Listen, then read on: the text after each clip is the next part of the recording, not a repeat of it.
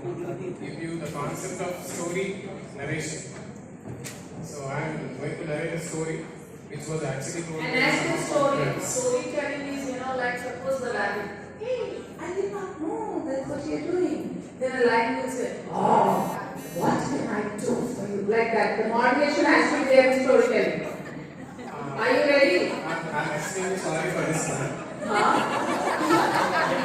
Then storytelling is like this one, Yeah, I narrated the story to the level of 10th standard student or 12th standard student.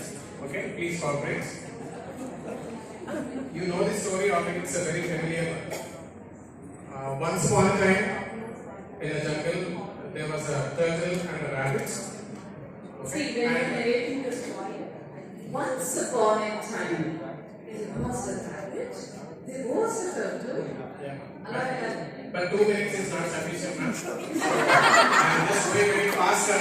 So there was an argument between these two who was actually faster.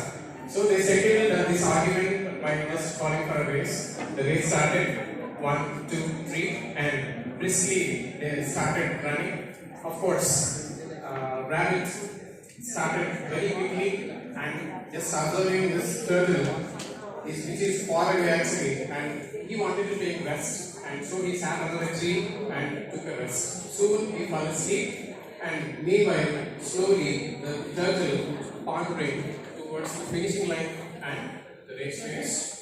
Obviously who won the race? So this was the story we have been born and brought up and we were told, but our version of story still continues. The rabbit did some kind of thinking. Because of his overconfidence, he lost the race. So he called for one more race. This time, race number 2. He didn't stop anywhere without taking any breaks, and he ran throughout the race track continuously and won with a great margin.